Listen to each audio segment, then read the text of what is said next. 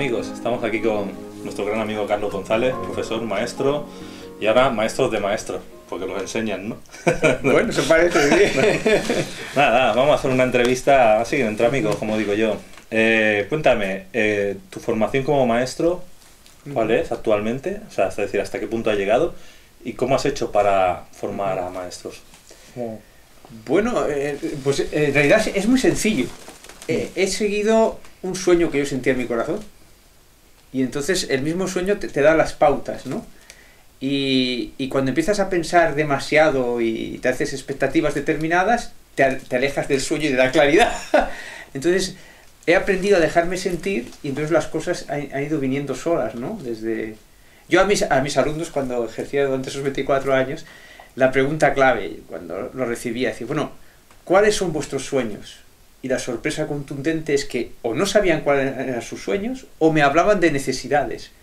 Yo un empleo que gane mucho, yo ingeniero, no sé qué, o sea, hablan de necesidades. Entonces un sueño es algo que está en el corazón de todos nosotros y que disfrutas entregándolo. Entonces no solamente te hace abundante a ti, hace abundante a los demás. Porque como el sueño no nace en el ego, sino que nace en el corazón, y todos los corazones están unidos, resulta que mi sueño forma parte de tu sueño. Y a lo mejor tú apareces un día a darme lo que yo necesito, una pieza de mi sueño. Y otra persona aparece y te da otra pieza de tu sueño. Para que esto se cumpla, solo hay que ser fieles. O sea, hay que ser fiel al sueño que sientes en tu interior. Entonces, en el ego el sueño no cabe entero. Entra por trocitos, ¿no? Imagínate, va entrando un trocito, otro trocito. Entonces tienes que tener fe y confianza en que tú, en el ego, en la mente, no ves el sueño entero. Pero sí puedes sentirlo entero. Un sentir puede abarcar un todo. La mente no puede abarcar todo. Esa es la diferencia fundamental entre el sentir y el pensar, ¿no? Pensar siempre es un sesgo, el sentir es una totalidad. Entonces digamos que no hay secreto. El secreto es ser fieles al sueño que tú sientes dentro, ¿no? Yo desde pequeño sentía este sueño pero no sabía interpretar. Es muy curioso, ¿no? Yo sentía cosas, miraba las estrellas por la noche y al final comprendí que esas estrellas representaban a seres humanos y que yo tendría el privilegio de poder colaborar, a ayudar a descubrir al ser humano como lo que en realidad es, un astro con luz propia. Y yo me quedaba embobado mirando las estrellas y hice física. Fíjate, esto es importante porque el sueño te manda zanahorias. Es muy divertido, ¿no? Entonces, yo de pequeño, claro, yo no podía abarcar en mi mente todo esto. Entonces yo sabía que quería viajar entre esas estrellas que miraba por la noche, ¿no? Sin saber lo que representaban. Y entonces lo más parecido, cuando terminé el bachillerato, era la astronomía y la astrofísica. Y me hice físico porque yo perseguía esas estrellas. Luego comprendí que en realidad perseguía mis sueños. Lo que uno siente de pequeño es muy importante, aunque sea una metáfora. Y si no lo sentiste, vuelve a tu niño interior y pregúntale cuáles son tus sueños, porque el guardián de nuestros sueños es el niño interior. Me he enrollado mucho, no sé si la pregunta... No, estoy viendo que eres un físico cuántico. Lo que estoy viendo. Un físico cuántico. No, pero la pregunta está bien. Lo único que te decía es decir, tú como profesor, pues has dado materias, has tenido un aprendizaje y ahora te encuentras de que estás dando clase a profesores. Pero esas clases, ¿cómo las enfocas? O sea, me gustaría, ya que tenemos aquí compañeros, si quieres, podemos dar como una clase holística. Un pequeño ejemplo. Si quieres dar pequeños ejemplos para que la gente lo pueda comprender, porque lo importante es, bueno, tenemos aquí un profesor que da clases a profesores, pero vamos a enfocarnos realmente en lo que nos interesa. Cómo tú haces esa parte holística, ¿no? Y ya te digo, podemos coger aquí, cualquiera lo traemos aquí. Perfecto. Y hacemos un momento, una pequeña práctica, si quieres. Vale. Lo digo para que la gente lo entienda, porque es lo que hay que llegar es que la gente diga, esto sí que funciona, esto sí que es bueno. Bueno, pues un poco lo que yo enseño a esos profesores, cuando el sueño me desveló que tenía que ser formador, o sea, yo me considero como un divulgador de los nuevos paradigmas, y en esa parte divulgador, una parte fundamental es divulgar esos paradigmas a los profesores para que los puedan emplear en clase. Porque el nuevo paradigma permite el autoconocimiento de la persona, mientras que el viejo paradigma lo impide. O sea, la educación que hemos recibido es para no conocernos a nosotros. Es muy simple. Sella, es un sello, ¿no? Sí, es una programación limitante. Claro. Solo quiero que hagas esto. ¿Te parece malo? De ahí no salgas. ¿Te parece mala esa educación? limitante. Necesito más. Yo noto que necesito algo más para poder expandirme y poder reconocerme a mí mismo como un ser que está haciendo algo que realmente vale. Claro, pero, ¿sabes? Ese es el siguiente paso. Pero si no juzgamos, el haber recibido una educación que ha sido así en todos los pueblos, en el antiguo paradigma, que aún es el imperante, te desconectan de tu esencia. La mente y el ego desconectan de tu esencia. Entonces siente miedo, se siente separado, ¿no? Y entra en el drama. Si tú te conectas con tu esencia, no hay dramas, porque te sientes poderoso, ¿no? Entonces resulta que eso tiene un sentido. El sentirnos separados de nuestra esencia nos permite tener compasión el uno del otro.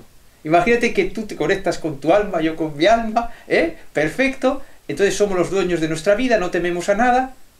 ¿Podremos tener compasión el uno del otro? Es imposible. Te lo voy a poner más difícil. Yo te digo cuando yo salgo de la GB, ¿vale? Tú has dicho que haces secundaria, ¿no? Normalmente a los niños que están ahí. Sí. Yo salgo de GB, yo pongo mi ejemplo propio, o sea, salgo y me dicen, ¿qué va a hacer, BUP o FP? Tengo ni idea. Que no sé qué tengo que hacer. ¿Y qué es lo que te gusta? No lo sé. ¿Qué haces tú en este caso para que esos niños realmente sepan qué deben de hacer en la vida? Porque claro, es que yo lo que veo es que el problema que hay de la formación de ahora es que los niños no saben lo que quieren. Y claro, tienen un cacao de tantas cosas, tanta información que les está llegando de internet, de televisión, de la radio, que llega un momento que dicen, ¿qué hacemos con nuestra vida? Claro, fíjate que la clave es cambiar la mirada. Cuando tú piensas qué tengo que ser, en tu mente hay una serie de posibilidades que te ofrece tu sociedad. Entonces estás siendo educado para evitar un futuro que tú no construyes. Tú estás eligiendo, te dicen el futuro es así y tú eliges entre lo que hay. Fíjate que ahí se ha colado un sesgo tremendo. No estás siendo educado para crear ese futuro. Y te lo hago con una pregunta bien sencilla para que se quede claro.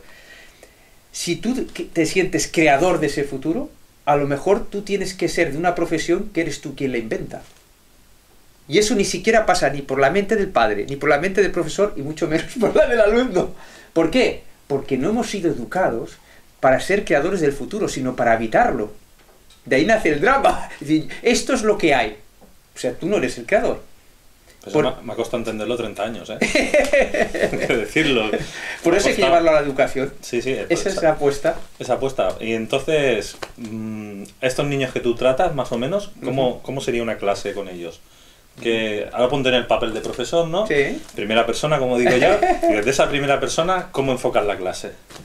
Bueno, pues primero intento conocer qué personajes están interpretando. Todos seguimos como unos estereotipos en clase, fuera puede seguir otro. Por ejemplo, que es un poco en el libro juego con esos estereotipos. Hay el que supone siempre autoridad y por lo tanto tendrá que enfrentarse siempre al profesor, ¿no?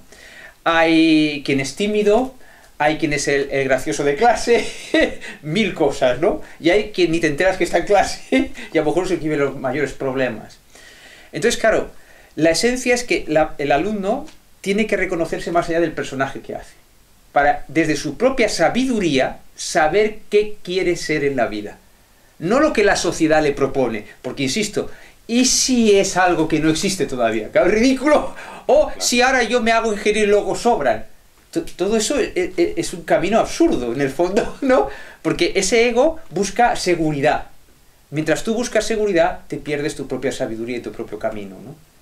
Entonces, yo en esa mirada, yo veo un poco el estereotipo, el personaje, que podría mejor verlo de otra forma, pero yo me hago mi composición, digo, pues mira, este es el que se enfrenta siempre a la autoridad. Vamos a poner ese personaje al límite. Entonces yo provoco al alumno, me meto con él más de lo convenido, se enciende como una tea, ¿no? Pero claro, yo hay una intención pura. Yo voy a cambiar de papel cuando él no se lo espera. Yo hago el papel de autoridad y autoritarismo, que es lo que él no soporta, el autoritarismo, pero le tengo reservada una sorpresa.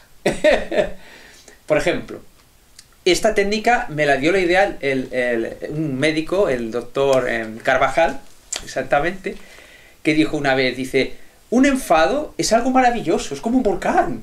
Dice, si tú estás cerca del volcán, te devora.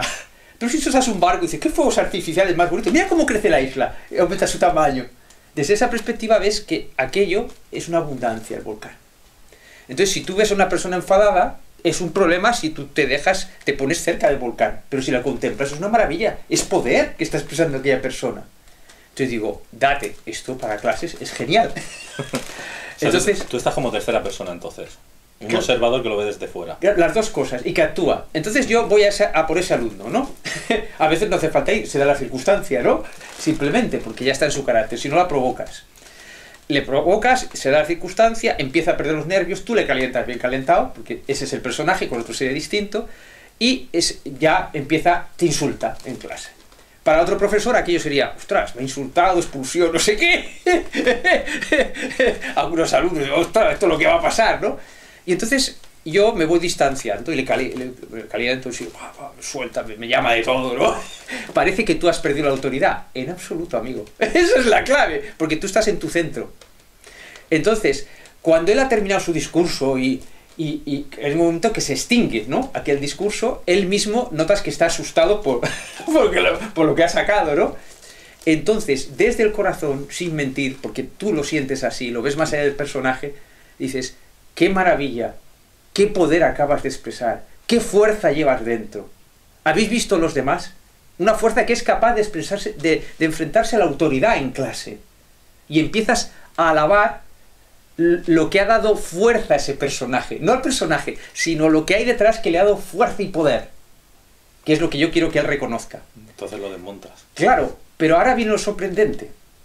Yo cuando he aplicado eso en clase, y le he dicho desde corazón lo que sentía, entonces les he preguntado en todos los casos, bueno, ¿y tu enfado por qué era? ¿Qué es lo que me estabas diciendo? ¿De qué te quejabas? Y en todos los casos decían, profe, no me acuerdo.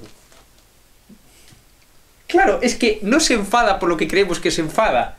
Aquí el chaval tiene un problema con la autoridad por las vivencias que haya tenido. Entonces, este método, fíjate, no necesito saber los detalles de lo que le pasa. Si tú vas a un terapeuta, a lo mejor tienes que descodificar, ver los detalles, lo que le pasa, ¿no? Pero en educación tú no puedes ir al detalle. No te da tiempo. Entonces, creas estos estereotipos para mirar el personaje, para comprender el personaje, y entonces lo provocas. Entonces, tú puedes ayudar a salir de ese problema al alumno, incluso sin saber qué lo originó.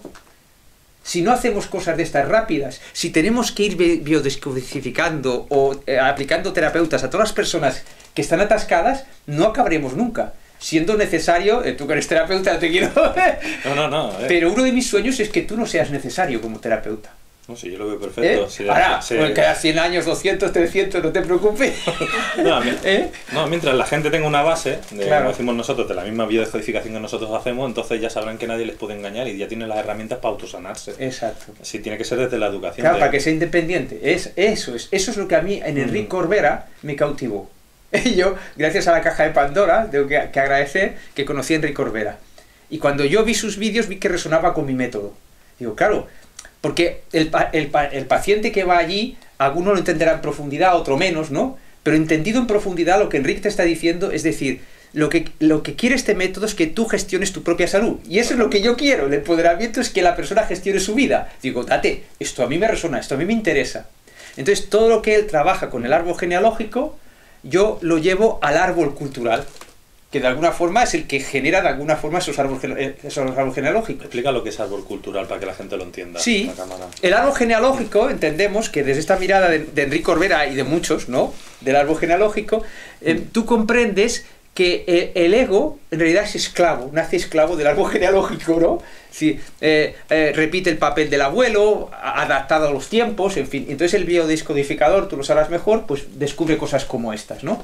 Claro, eso provoca enfermedades, atascos, etcétera. Biodescodifica, ¿no? Entonces, claro, la conclusión es que aquel ego, Enric dice, un 5% de libertad, ¿no? O menos, ¿no? En el mejor de los casos. Claro, ¿por qué nos sentimos infelices? Pues porque no nos sentimos libres.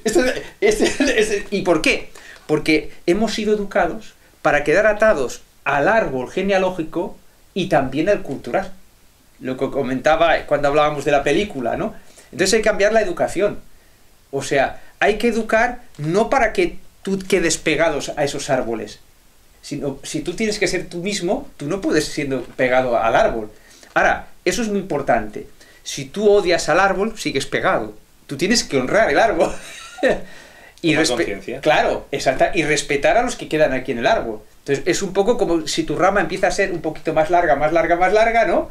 Y al final honras aquel árbol, pero tú te independizas.